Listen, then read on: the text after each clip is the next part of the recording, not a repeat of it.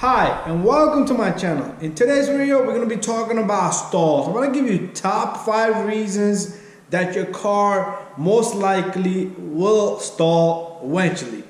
Every car is doomed to stall one day. If you have above 30,000 miles, it's probably going to stall. Some cars have failures that will stall before that. But anyways, I'm going to give you top 5 reasons, and I'm going to explain to you the scenario when it will stall and what you will be looking at. If you go to a mechanic, you can explain to him a few things like the nature, when it happened, where it happened, what the car was doing, what you was doing at the moment when it happened. And then I will tell you a few things that you can do to diagnose, okay? And then I will tell you what the repair would be and how much it would cost you. I have tons of video on my channel that you could see about repairs, and you can do most of the stuff yourself, okay? But anyways, let's start off with stall number 5, which most likely will happen to your car. One of the stalls that I came across on my personal car, it happened to me, it's gonna happen to you. So pretty much you're driving your car and your car stalls all of a sudden, okay? And you at least expected this to happen, and it was just a regular day. So you're driving your car and your car stalls and everything just dies, and it feels like after that you crank it go chick chick chick, but the car won't start. So the stall would be a result. It could be a failure of a fuel delivery system, such as a fuel pump. It could be a clogged up filter. It could be a relay. Fuses, most likely they will die, but after that you're gonna have to check with fuses. But anytime you're doing any job, let's say you figure out that, okay, you have a bad alternator or a bad headlight bulb, you do want to check the fuse first, or if you think you could just go ahead and do it with the bulbs, I just go ahead and. But anyways, going back to the stall with a failure of a fuel delivery system. Okay, so pretty much you're driving and your car just stalls. How would you check this? Your fuel tank is full. Okay, on all the cars, what we used to do is we used to take off the intake. I do have a video on the Chrysler 300. You spray in the starter fluid and somebody cranks the car at the same time and the car starts up. That's a failure of a fuel pump. Very simple, stall to fix. A lot of cars, like a Toyotas and Hondas, the fuel pump is right there, okay? Whenever you change fuel pump, you do want to change the fuel filter, and that would take care of that stall, okay? So there you go, that's one of the stall. And something like this, I did a Chrysler 300. It has 2 pumps, one on each side, but usually the one on the driver's side failed, and I've done a lot of those, and the job was about like $500. That's including part and labor. So there you go. That's how you're gonna determine your fuel system, delivery system died, and the cost and what you're gonna do just to check a little bit. Throw in the starter fluid and it cranks up. There you go. You can check the fuses and relays, but most likely your pump is gonna be bad. But anyways, let's move to number 4. Okay, so number 4, a stall that you are gonna come across, and most of the people out there are gonna come across. So this car you're driving, you're going down the road, and your car all of a sudden the RPM just fluctuates, and then the car goes and it dies. It might just start back up. You never know. Okay. And then it might just die, and then it won't start up till the next day or so. But anyways, the car is nice and hot. It will occur then.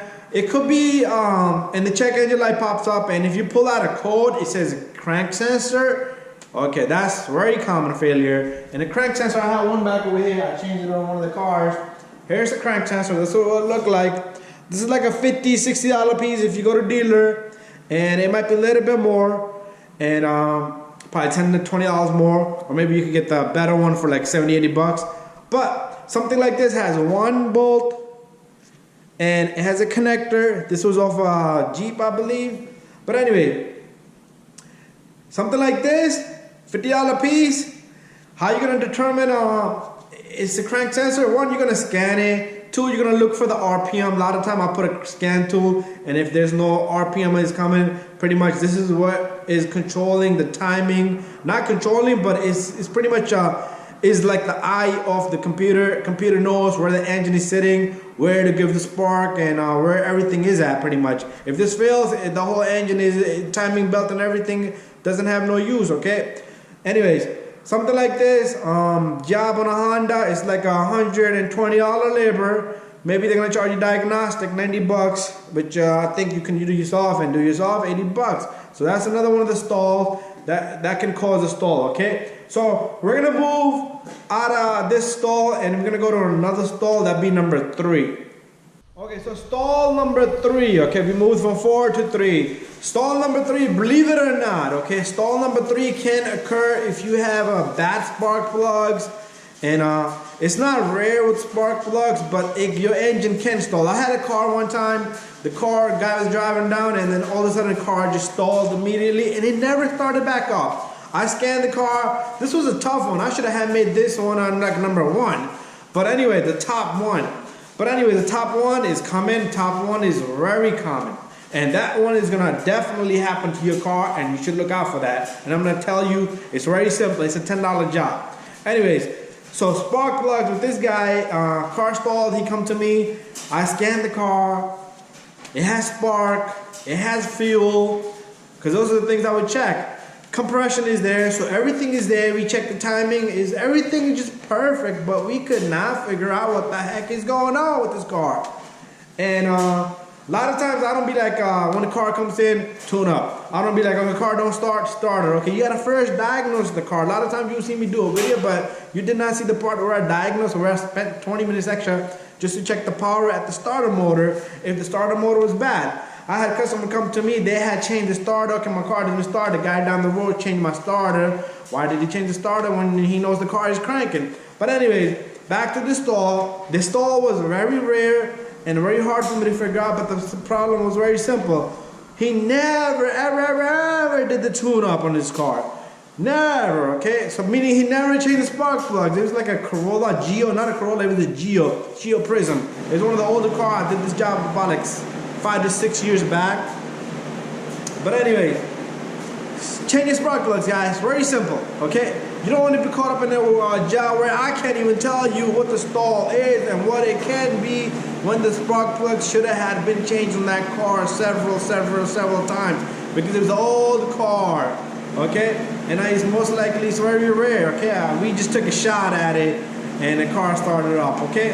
And a lot of times your car will stall and there's no spark. It could be a bad ignition coil, so imagine all your ignition coils failed.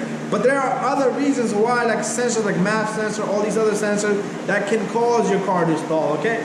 So there you go. We're gonna move on to number 2, stall number 2. Stall number 2, I have it right there sitting, a small little piece that your car runs on. Okay, so alternator is and can be one of your stalls, okay? So this one is very rare. It's most likely gonna happen to your car, and you're gonna come across this one eventually, 80,000 miles. So alternator is what's providing all the voltage to your car once the car runs on. The job of the battery is to start it. All the Toyotas, Hondas, Kias, Hyundais, that's how the system works. On the other hand, American cars like GM, Ford, Chrysler, it provides a battery, power to the battery, charge the battery, from the battery it goes. So if the battery is bad, it's probably gonna stall. But this stall will most likely happen to you. You're driving around and you're cruising on a highway or a regular road. Doesn't matter how hot the car is, how cold the car is. All of a sudden you get that light in the dash, battery. That doesn't mean your battery is bad. It's a charging system. A lot of like Fords and Mercurys, it'll tell you a charging system. But most likely if your alternator is not providing 13 and above voltage, whenever you're checking, take your voltmeter to check. Okay, so let's say you're driving around and your car just fails and it dies, and sometimes it won't. I had cars that had no warning light either. No battery light, no nothing like that. It just failed and died. And the car kept on running. But anyways, stall something like this, a loss of power, okay? It's gonna lose all the voltage.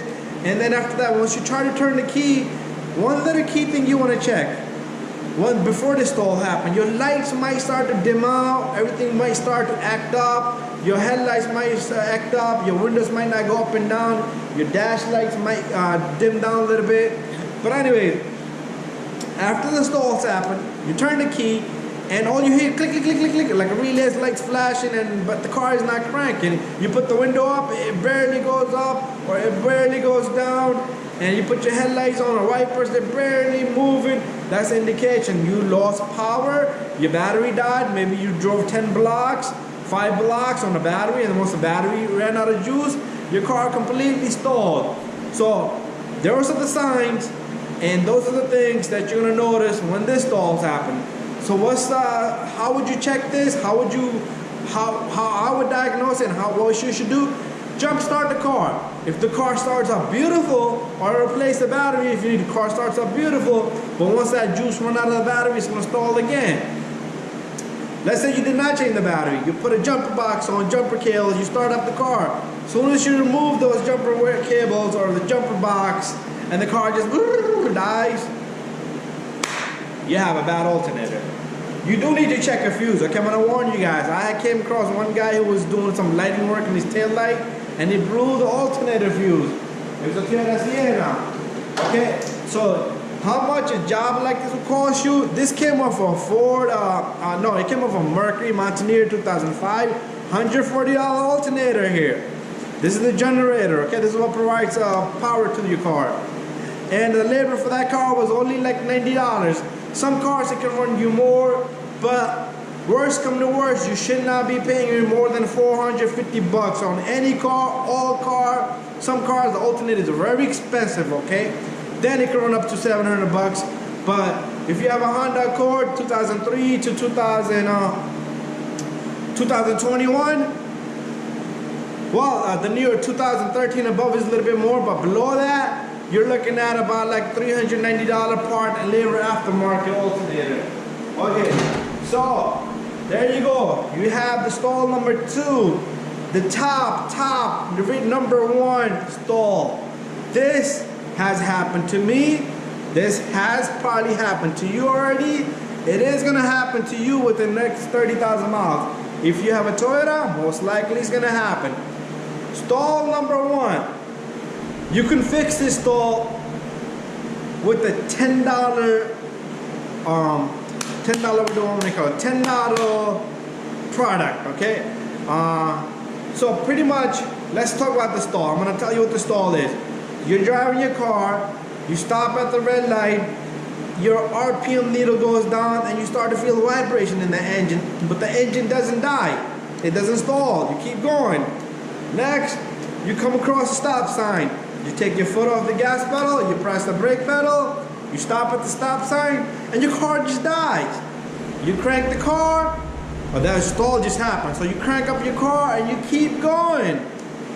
And next red light, you take your foot off the pedal, you press the brake, you feel the RPM go down, the needles are wiggling, it's below 800 RPM, you feel vibration, but the whole day the car doesn't stall again. Next day it doesn't stall, the third day, fourth, fifth day, you stop at the red light or the stop sign and your car just dies, it dies, it dies. Okay, so the stall here is very rare, very common. This newer car has an electrical throttle body. I do not have a piece to show you, but the throttle body, you can check out my stall videos. Throttle body needs service. I would suggest 20 to 30,000 miles, clean out your throttle body. It's pretty much your engine is choking.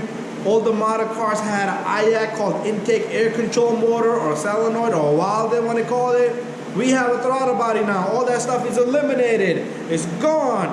Throttle body is just a flap in there. Once it gets dirty, there's not enough gap that bypasses the air, and your car stalls. So let me go get one little spray that you're gonna use to fix this solution, and you should do it yourself. I'm back with 2 spray bottles here. This one run me about like 17 bucks. You can probably find it a little bit cheaper. Okay, throttle body cleaner. Here's another one, I paid 9 bucks. Throttle body air intake cleaner. These 2 sprays, I have made ton of money. I do it in all the cars that has 30,000 miles, sometimes 25,000 miles. I recommend it to the customers, I recommend it to the upcoming customers, and then I recommend it again. And then I charge about $90. Some cars is hard to get to, a lot of things come off, maybe $10, $50 bucks more. But will it hurt you to clean this before your car stalls next time? Just take the time, okay? It's probably gonna take you half an hour to take things apart and spray this on the rack, clean it up. There is a process, so don't just go in there and jam it up because RB the mechanic said so. So check out a video on it, how to do it on a particular car you have. Follow the safety procedures. Okay, a lot of times I just take off the intake and have somebody turn the key to accessory, not start the engine. Press the gas pedal, the flap will open up. I will gently take a rag, spray this on it, and clean it in there. Just be careful with your fingers. You don't want to lose a finger either. But anyways, thank you for watching my video. And thank you, and subscribe and share and like. And I want to say one more thing. Car can stall for many reasons. But those are the top reasons why your car and it is doomed to stall one day eventually. So you might want to take care of it before you get to that point. But anyways, thank you, subscribe, bye-bye, we'll see you in the next one.